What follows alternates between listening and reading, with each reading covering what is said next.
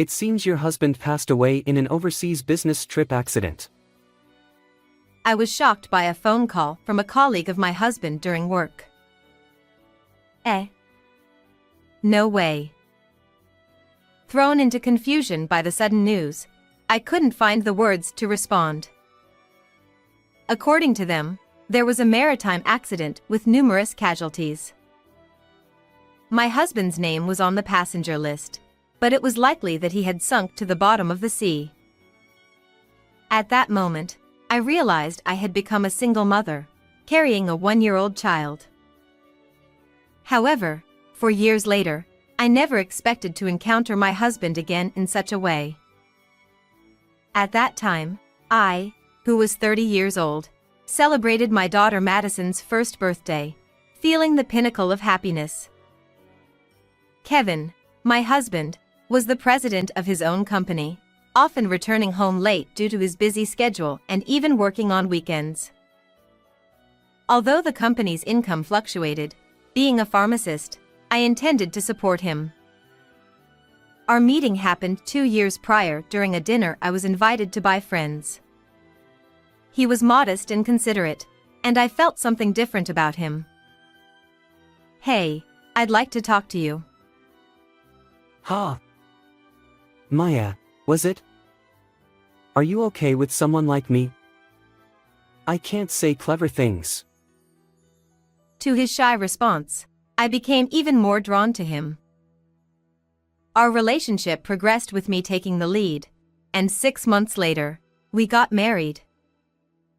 We decided to only take commemorative photos instead of having a ceremony, and only my parents, who lived far away, participated in the photo shoot. A year later, our daughter Madison was born. As expected, my kind husband shared household chores and parenting duties when at home, and I was happy. I lost my parents early and was an orphan, so creating my own family was a dream. Thanks, Maya. He murmured, savoring happiness. However, when our lovely daughter turned 1, we were plunged into the depths of hell. That day, I left Madison at the nursery and went to work as usual. Being a pharmacist is a job that requires focus, as a mistake in medications or formulations could be life-threatening. In this tense workplace, I received a phone call addressed to me. My usually indifferent boss rushed over in a hurry. Somehow having a bad feeling, I hurriedly answered the phone.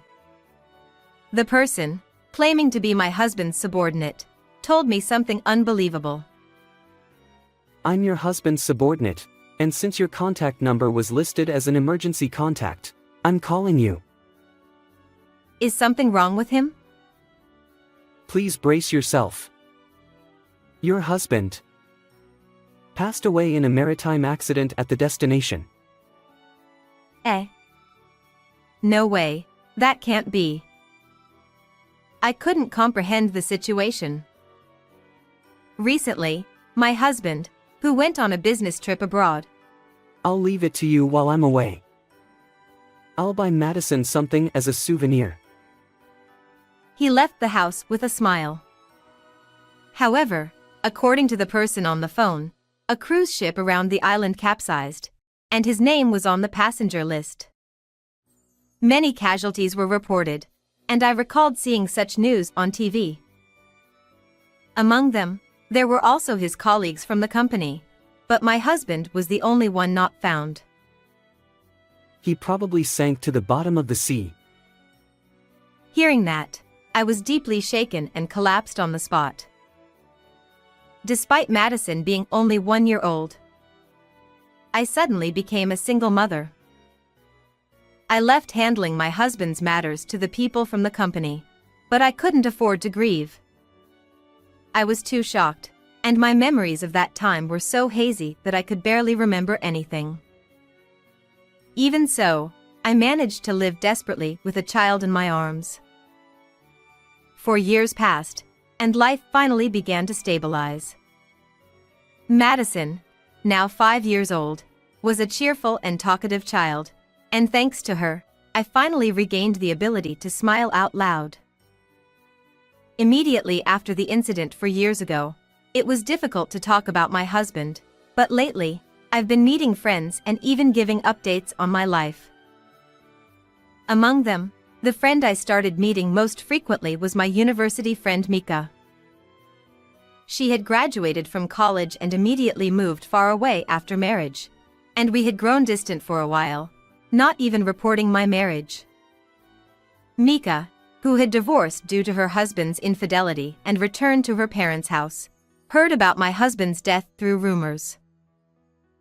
It must have been tough. She contacted me, and we reunited after a long time. Since then, struggling individuals, we started encouraging each other. One day, during our casual conversation, I heard a surprising story. "Hey, remember our high school classmate Sally?" What happened to her?" "She had been single for a long time, but she suddenly got married the other day. Moreover, it was a private ceremony in Hawaii with only close relatives. I was quite close to her, but I was surprised when I found out on the social media. Sally was an incredibly beautiful person who everyone turned to look at, and she was very popular from our school days. I remember going for tea and enjoying shopping with her several times. Walking in the city with Sally, I recall people's gazes gathering on her. That Sally got married. I wonder what kind of wonderful person her partner is." A little intrigued, I asked Mika. "Oh, I follow her on social media, so there are images," she said, showing me the screen of her smartphone. As I looked at the photos, my heart leaped with surprise. Kevin. The person in those images, surprisingly, looked exactly like my husband, who was supposed to have died in an overseas accident. I couldn't believe it, and upon closer inspection of the photo, even the distinctive mole near the mouth was the same.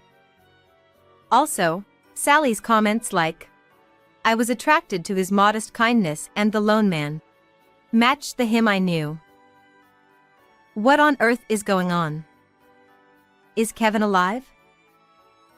Seeing my changed expression, Mika became worried, but I hesitated whether to share the detailed story with her.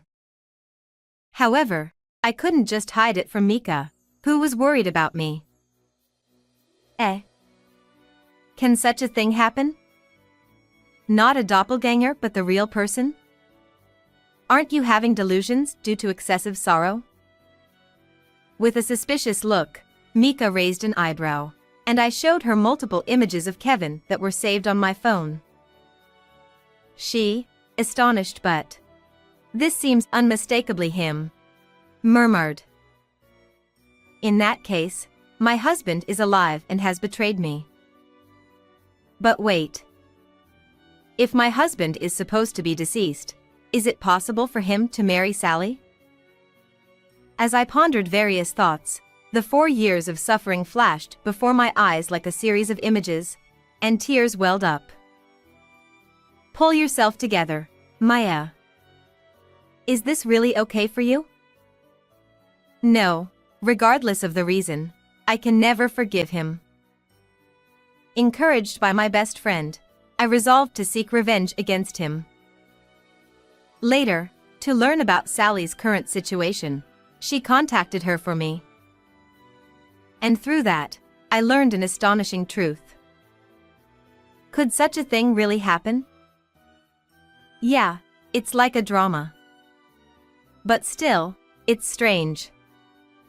At that time, there was indeed a message from the company that your husband had passed away, right? With such doubts in my mind, I decided to investigate more about my husband. 2 weeks later, taking a day off and leaving my daughter with Mika, I headed to a town outside the prefecture where Sally lived. This was to visit the brand clothing store where she worked. As soon as I entered the store, Sally noticed me and, despite her surprise, approached me with a smile. Maya? Wow. I'm surprised. It's been so long. Yes, it's been years. Mika told me that you work at this store. Really? How nostalgic. Sally enthusiastically responded to our reunion. Honestly, I hadn't come to see her. My purpose was to investigate my husband. Feeling guilty about this, I silently apologized to Sally. Afterward, with determination hidden in my heart, I proposed that we go for a meal after work. Hey, since we're here, how about having a meal later? Sounds good. Let's do that. By the way, I'd like to meet your husband. You got married, right? Sure, even though it's messy. Want to come to my place? Of course, I gladly accepted that proposal. Lucky turn of events. I'll make sure to confirm everything with my own eyes. And with that hidden determination, I went to Sally's house with her. I'm back. Welcome home, Sally. However, from behind Sally, I'm sorry for intruding. When I unexpectedly appeared, he stared at me with wide eyes and froze. Seeing Kevin up close, there was no mistaking it was him. You're alive. Who might you be? He furrowed his brows in a puzzled manner, looking at me. What's with that expression? Suspicious. Not willing to back down at this point, I press him further. You've forgotten my face? Even if you say that. I don't know. Who are you? Hearing our conversation, Sally was surprised. First, let's go upstairs and talk calmly. She said that to me. Led into the living room, facing me with a troubled expression, she quietly began to speak. Maya, what do you know about him? Actually, he has some circumstances. I had already heard from Mika over the phone, but according to Sally, her husband had amnesia due to an accident. He didn't even know his real name and called himself Santiago. Until his memory returned, they couldn't legally marry, but attracted by his kindness, they decided to hold a wedding ceremony only. Is Kevin really suffering from amnesia? Or is he deceiving Sally too? At that point, I couldn't make a judgment, but he seemed strangely unsettled and avoided eye contact with me. Feeling suspicious, I decided to confront him. In fact, he's a notorious scam. He's been caught by the police multiple times. Haven't you been taken advantage of too, Sally? I heard he pretends to have amnesia and deceives people. I'm not a scam. I just lost my memory. Please understand. Saying that, Kevin desperately tried to defend himself. Despite his words, his eyes darted around, and sweat formed on his forehead. Oh, really? I was deceived too. I have photos from that time, and even a picture of Madison. Oh, that's right, I have Madison's photo too. Who's Madison? Santiago has mentioned that name in his sleep. As Sally tilted her head in confusion, I tried to show her the photos of Kevin and Madison stored on my phone. However, Kevin shouted sharply. Hey! Maya! Stop it! At that moment, Sally's expression changed. Santiago, how do you know Maya's name? I haven't introduced her yet. Ha! Ah! Just now, I feel like I remember a bit. But my head hurts like it's splitting. Even as Kevin continued to evade the situation, I presented something to him. It was the investigation report on my husband that I had requested from an acquaintance detective. You deceived me too. Being a company president was a lie. Your parents are alive and work on a farm, right?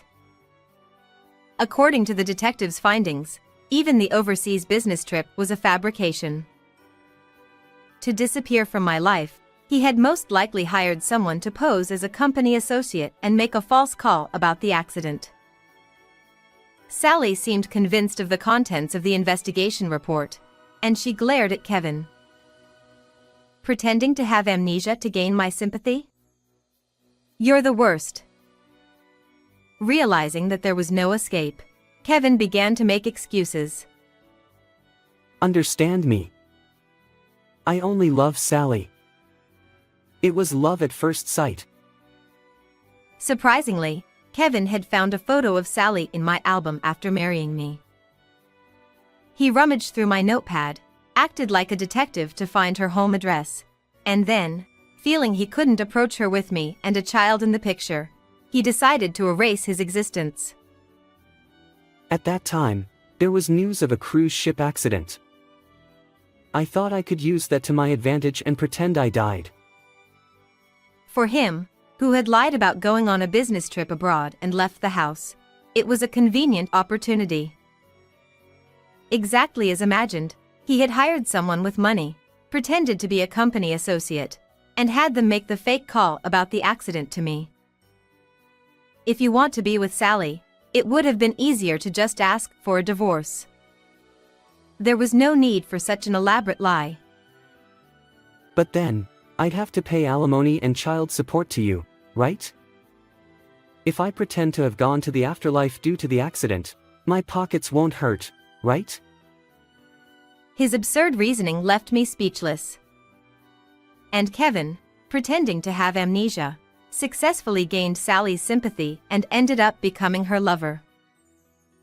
Sally covered the costs of their new home, wedding, and living expenses, all of it. Unbelievable. I was completely deceived too. Angry at Kevin, Sally tried to cling to him. I just desperately wanted to be with you, that's all. At that moment, a burning anger surged through me. You never thought about me or Madison? Unbelievable. We met as soulmates. There's nothing we can do about it. Kevin, without a trace of remorse, retorted defensively. However, Sally, staring at him, had completely lost her warmth. I don't need someone like you. Thanks to you, I've opened my eyes. We love each other. Please forgive me. Sally, still miserable, kicked Kevin away with a fierce expression. It's useless no matter what you say. You'll pay back all the money I've invested so far. I don't have any savings. It's impossible. Seeing Sally, who remained expressionless despite his pleading, he suddenly turned to me for help. Come on, help me, Maya. I have no obligation to help a stranger. Don't joke around.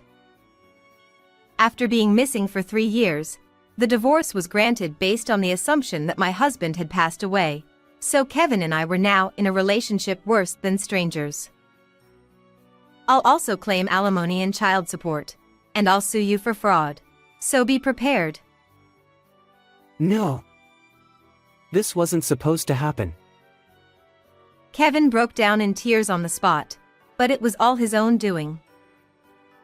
Later, Kevin was taken into police custody. Guilty of pretending to have passed away, abandoning his wife and child, deceiving Sally and extorting a large amount of money, he was convicted and lost his job. I claimed a lump sum of $30,000 in alimony and $600 in monthly child support. Sally also demanded a payment of $50,000, covering wedding expenses, living costs, and compensation. His parents, who had lied about not having any relatives and had been falsely declared deceased, were furious upon learning the truth. They disowned Kevin completely. Truly left alone, he now works hard from morning till night in physically demanding labor to fulfill the payments to both Sally and me. On the other hand, my life has returned to a peaceful routine with Madison. I engage in enjoyable interactions with Mika and Sally. I am eagerly looking forward to meeting a new life partner. How was this story for you? If you enjoyed it, please subscribe to the channel. See you in the next video.